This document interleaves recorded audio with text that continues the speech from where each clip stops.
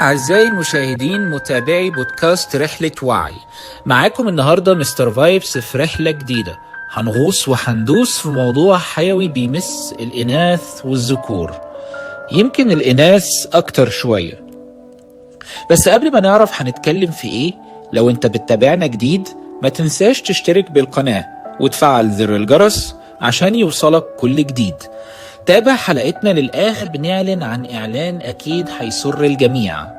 ولو بتتابعنا باستمرار شاركنا في رأيك في الحلقة بالتعليقات ومقترحاتك لمواضيع حاببنا نناقشها الحلقات اللي جاية.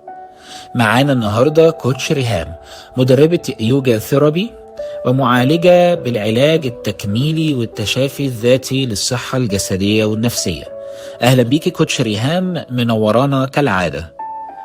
في وسط دوشة الدنيا، وسط الشغل والطلبات والمسؤوليات اللي ما بتخلص، ناس كتير ناسيين نفسهم، ناسيين يسمعوا صوتهم اللي جواهم، صوت ناعم دافي ساكن اسمه طاقة الأنوثة.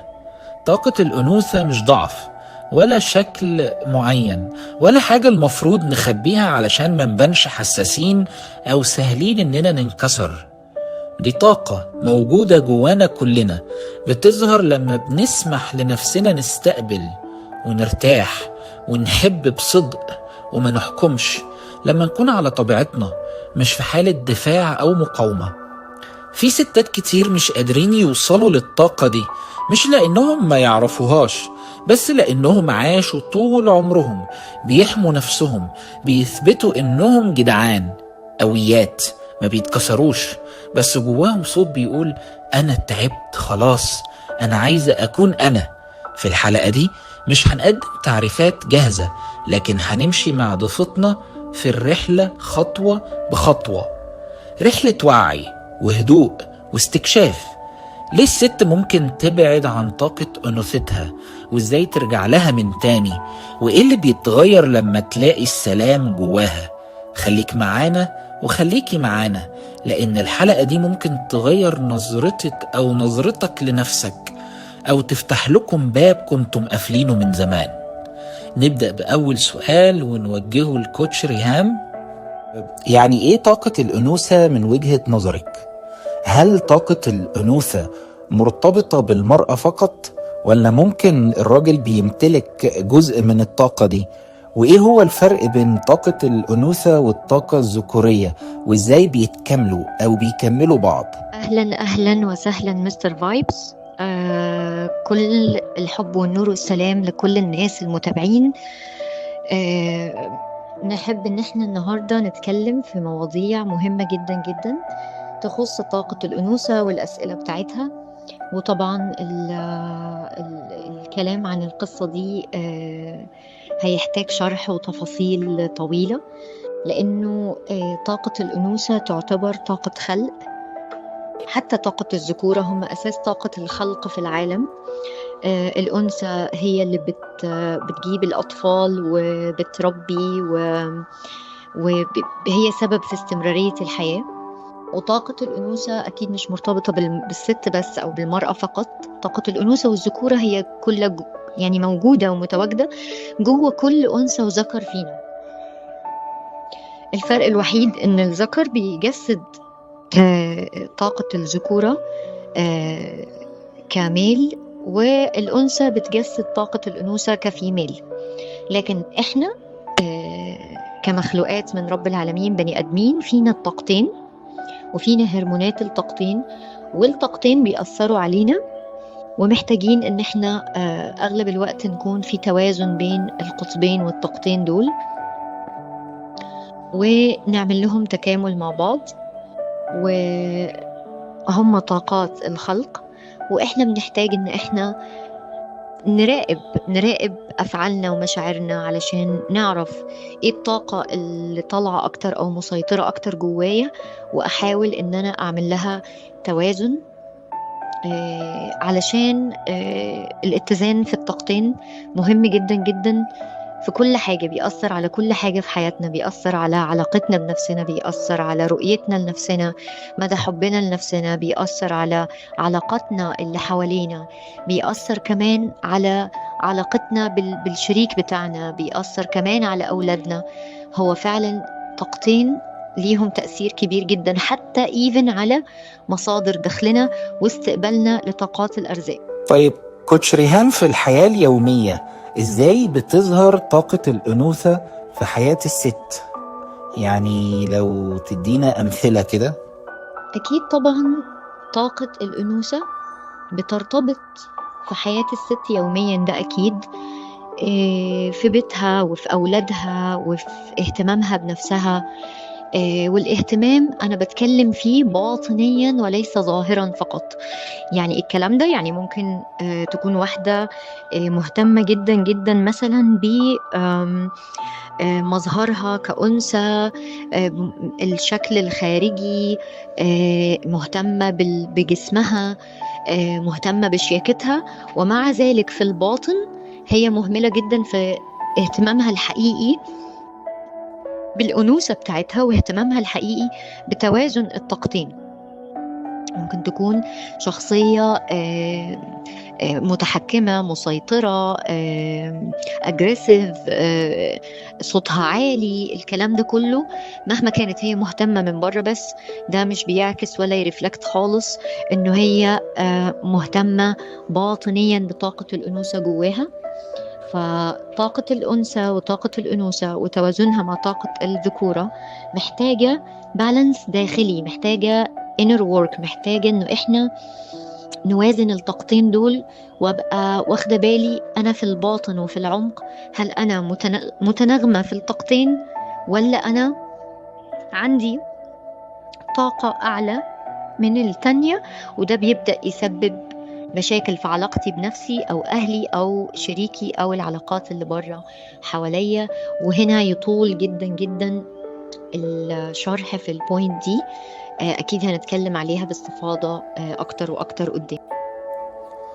طيب هل في تصرفات أو مواقف بتخلي الست تخرج من طاقة أنوثتها من غير ما تحس؟ ازاي توازن الست بين قوتها العملية في الشغل وطاقة أنوثتها في البيت؟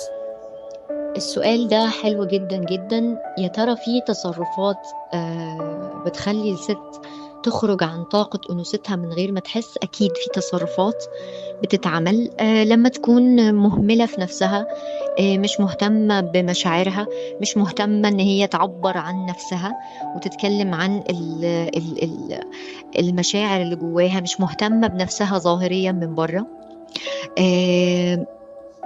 كمان لو كان دايما عندها طاقة عدائية هجومية، صوت عالي قوي، زعيق طول الوقت، نرفزة طول الوقت، طاقة حركة وسعي سعي سعي طول الوقت، بس اكتف بزيادة، كل ده مش بيعكس انه هي بتعمل يعني اكشنز معينة بتبين انه في الباطن من جوه مفيش تصالح ولا توازن مع طاقة الأنوثة الحقيقية اللي جواها، ومفيش تناغم مع طاقة الأنوثة الحقيقية اللي جواها.